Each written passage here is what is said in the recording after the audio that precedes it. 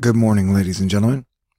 After warning people about this storm for over 10 days, we are now into this historic event. I believe this may be a storm unlike any we have seen in modern record. And not only do we have one storm that is causing massive trouble on the East Coast and overperforming and almost every way predicted, we have another system on the West Coast which will be moving east and will be hitting some of the same spots soon after the storm has left, because this is a long duration event.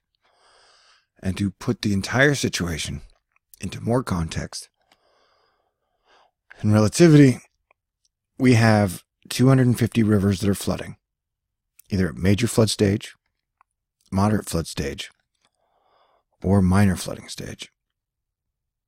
And that includes, which is not listed here, but it's 197 near flood stage rivers.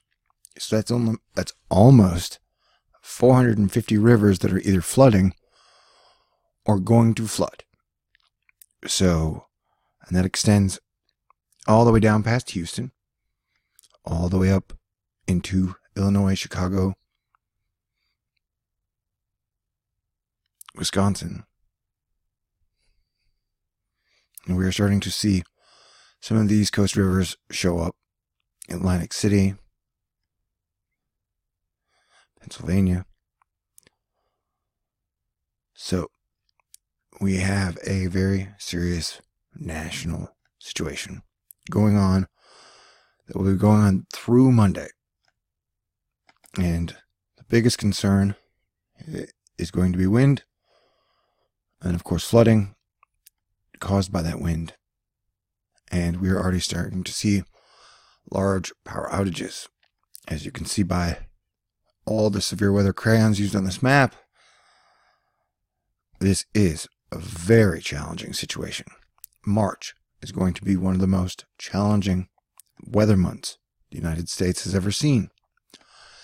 It is a good time for us to put aside our petty differences, start arguing about things we cannot control on this day, and put our heads together and help in any way we can with those that are going to be in danger or going to need our help.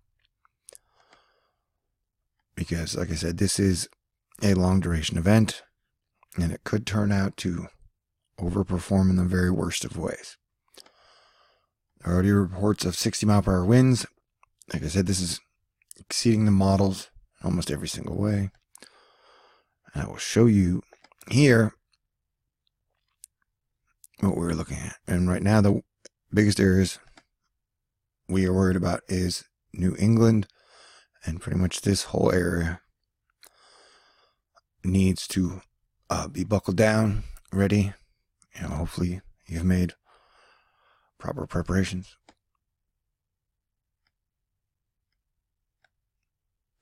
And let me go back to the start. But watch how this develops. And look how there's a lot of wind already inland. And this thing just expands unlike anything I've ever seen.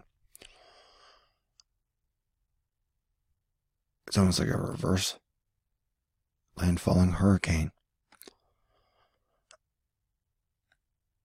Whereas hurricanes hit the coast and then move out within like 6 to 8 hours, this thing will not exit the Atlantic and East Coast until about Tuesday. Because if you'll notice here, it's Monday, 5 a.m. New England will still be seeing like 40-mile-per-hour wind gusts. And so one of the big concerns on top of all this is going to be the wave heights. Switching to wave heights now.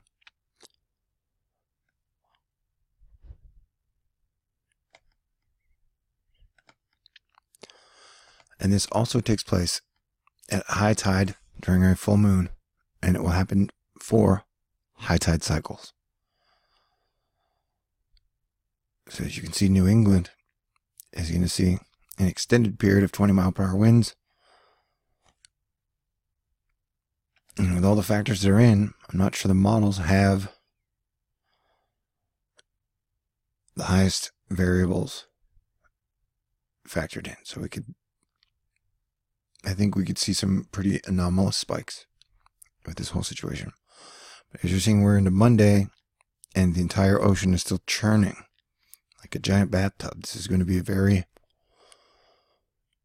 active situation with a lot of splashing. And look how it extends all the way down on Monday, like Tuesday.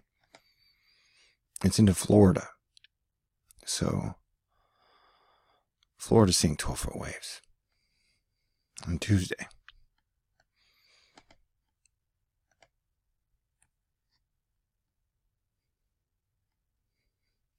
Wednesday. And so it's a good time. Like I said, and then there's a whole battleground going on with the freeze, story of fire and ice, and then the heat.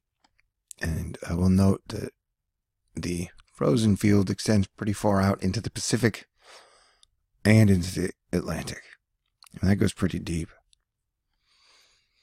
And the total cloud water situation is also very fascinating. This almost looks like four creatures, one creature lady holding another creature guy, a smaller creature, and a smaller creature inside. So that's weird. So there's our smaller triple atmospheric river on the west coast, which will be heading east. And then here's our situation here. And so it's going to be a giant coastal mess. It already is a giant coastal mess.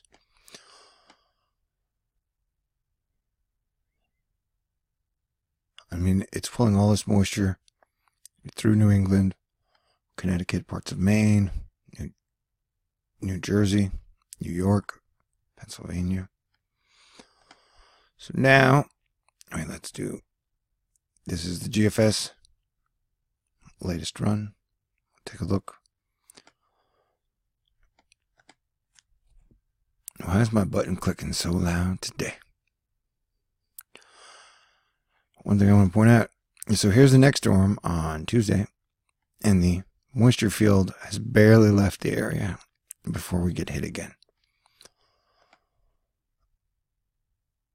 Now I'm going to run down Twitter, because in this situation, for the up-to-the-minute updates, Twitter is by far the best place to go, and the weather Twitter team is fantastic, as we proved, and they proved, during the hurricane season, which was the most active hurricane season on record, and should have been our training grounds for what we will go through in March into hurricane season, probably.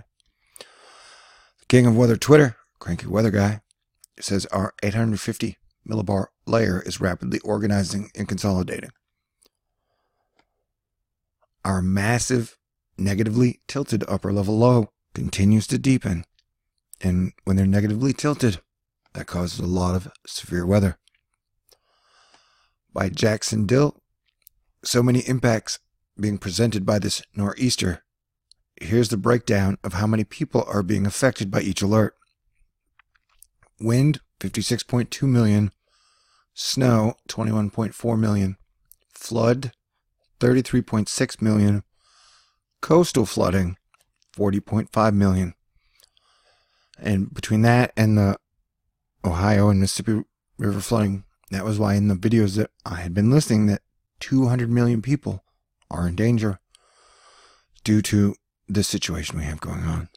I was extremely disappointed in the non-weather media to carry or even talk about this storm during the week leading up, whereas everyone on weather Twitter has been fantastic talking about this early, and often the rest of the media was too concerned with what I consider less important issues. Bill Cairns, recent gust to 56 miles per hour in Washington, D.C.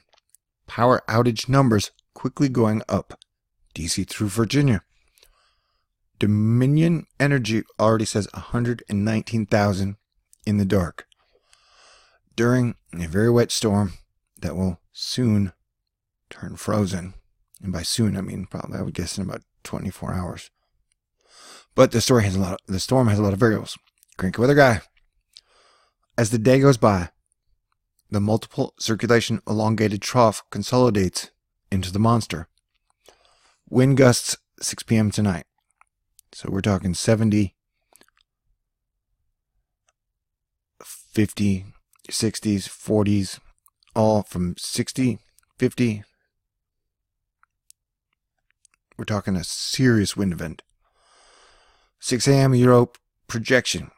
And there's the string of mesovortices. Yet the Euro has been awful with the low circulation location. Remember, we're west of here and tucked north.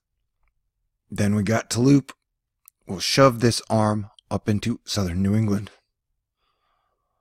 And we're all pretty convinced that New England will see some of the worst flooding. 850 low is powerful, collapsing inward, and cold air is rushing rapidly towards its center.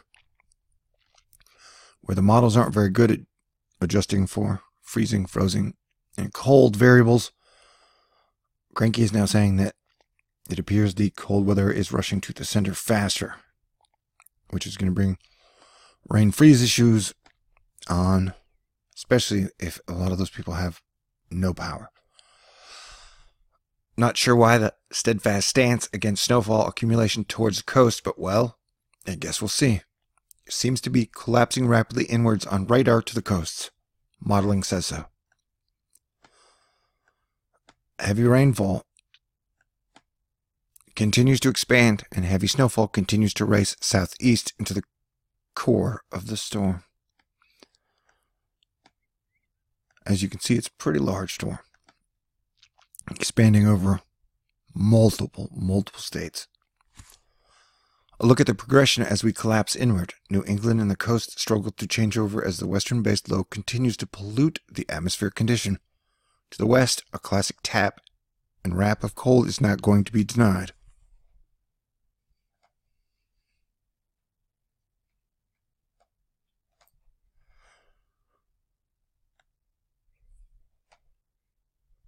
A look to the south as we wrap for the cold air in an intense north to south oriented Bombogenesis banding sets up. So we're back to the wind, talking 60 miles per hour, 60, 68. Inland, look how far inland it goes. 45, 40. And as I showed you in the other ones, it's going to be for an extended period of time. Further down, the line forecast came up a little overnight. If we get one of those vorts, you could add 10 more miles to the gusts. So on top of the 60s and 70s, we could go into the 80s, now I would guess even 90s.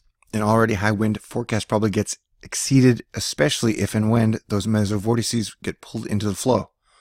They could add up to as much as 20 miles per hour on top of the values here. Unsure why we're not a contour higher. And this one shows some 70 to 80, so we may see some 100 mile per hour gusts, which will cause major waves and major coastal flooding and storm surge. From Pete Ann in New York, been pouring rain since 7 or 8 last night here in the city. They quiet woke me about an hour ago. The quiet, the break in the rain. Nor'easters generally pound on the bedroom windows. Thought it might be snowing, but just full of lighter rain, pouring hard now again, about 45 minutes. Thanks, Pete. Cranky weather guy. Our storm is still developing, and the 850 millibar layer is going to go to insane levels. Those little vorts will get sucked into that strong westward low level jet and pound the region. Heavy precip will mix these winds into the surface. This is CNN. They said a nor'easter is expected to knock out power, flood neighborhoods, and destroy homes along the Atlantic coast on Friday and Saturday.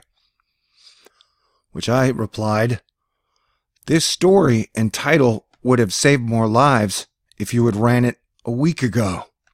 Because as I mentioned before, the major media outlets on the left and the right did not seem that concerned with this storm, which it was obvious to the majority of us who followed this that this was going to be a major storm that had a lot of wild components to it.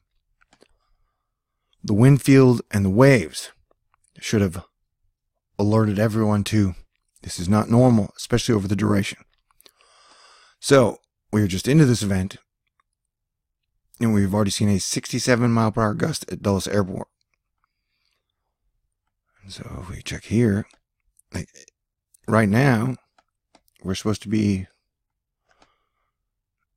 wind gust. I think that's, so yeah, it's about 10 miles over what is projected already. Spin. Ahar. Oh my God. I can feel our home shaking. Wind, windstorm, weather. DC, stay safe. It's not anything normal. Hundreds of roads already closed. Getting alerts of more closures. This is where I talked about this battle of fire and ice. You have all the cold moving in, and the battle is taking place here. So that is going to continue to be something to watch. Here's a look at the 9Z map. Along with the observations, you can see the surface low off the mid-Atlantic coast has taken over and is strengthening. A buoy, helping us with the pressure, 987 millibars. We're expecting this to bomb out. CapeCodWeather.net, wave heights, responding quickly to the already strong northeast wind. Boston buoy up to 10 feet, expected to reach 30 plus later today, tonight. So that would be in Boston, near Boston, possible 30-foot waves.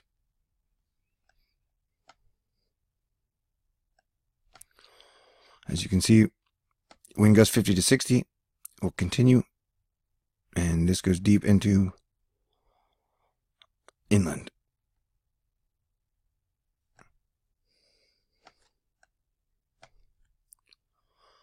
Evening, HRDPS goes to town with a frontogenic banding that extends into northeast Pennsylvania, New Jersey, New York State tomorrow. This is an extremely impressive evolution, a beast of a storm with tremendous dynamics. So, and all that in this counterclockwise spin will be pulled all the way along the coast, creating some pretty major waves.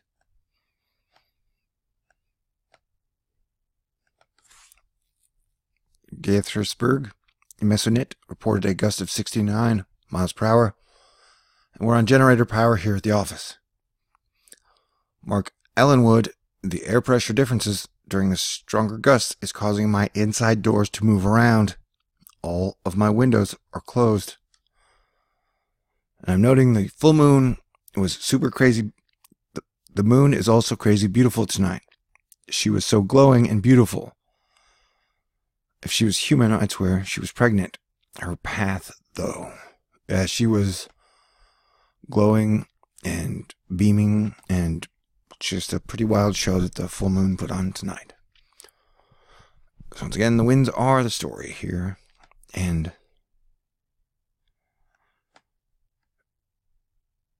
the steady rain comes in. Here it is. High tides begin at 7 a.m.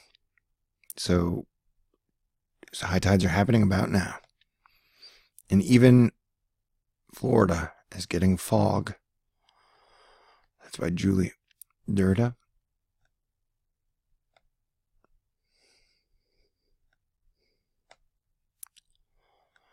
So, I will keep you guys posted. Oh, here's another point that I wanted to make. Albany, New York went to bed with a forecast of 1 to 3 inches of snow. They're now waking up with a forecast of 8 to 12 inches of snow. At least the kids got their homework done so they can play today. So that's what we're talking about. We're talking about expansion of, we thought this would be 1 to 3, and then now talking 8 inches to a foot. We're still going to look for this thing to overperform. And I will make a video next on preparing for a very worst case scenario. If the mean split vortex, the split polar vortex here, when it combines with the giant system, which I've never seen happen. See how this combines, and this usually means rain and severe weather. I think this thing will be stronger now that it's united, so there's a chance that this could extend backwards, and that represents rain. And so it could hook up with the low pressure behind it. See this right here? Sorry. The two hook up. And I had suggested this several times over the last few days, and the models had given no hints of it until now. So this is the moisture field I'm talking about. Hey, look, the two T's. T. Okay, so this is the moisture field I'm talking about. If this extends backwards, so if this continues to extend backwards, and this moisture field, if the two hook up, that would mean that this area might get rain for about a week. And that sounded crazy before, but like I'm saying now, the models are technically suggesting, see how this low is, they're supposed to split, but if they connect, then there's a chance that this could connect with that one.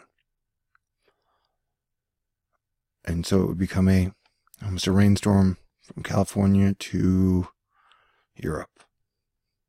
See, this is the GFS, and even the European is now suggesting, see how the two could possibly. And to me, low means sea level pressure is kind of like, has plasma elements and qualities. So it's almost like a lava lamp. Once that is connected, it could lava lamp out, which would be like a very worst case scenario. So I will keep you guys updated.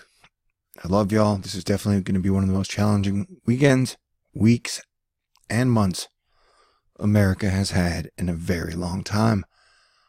I highly recommend we all find our heart, our will, because united we stand, and divided we will fall and probably drown. So God bless everyone. Please stay safe, and let's do what we can to help and support those people out there. And let's continue to prepare for the future storms that are coming. God bless everyone. May the force be with you always. Live long and prosper. And please remember, we are one American family. Thank you. Talk to y'all soon.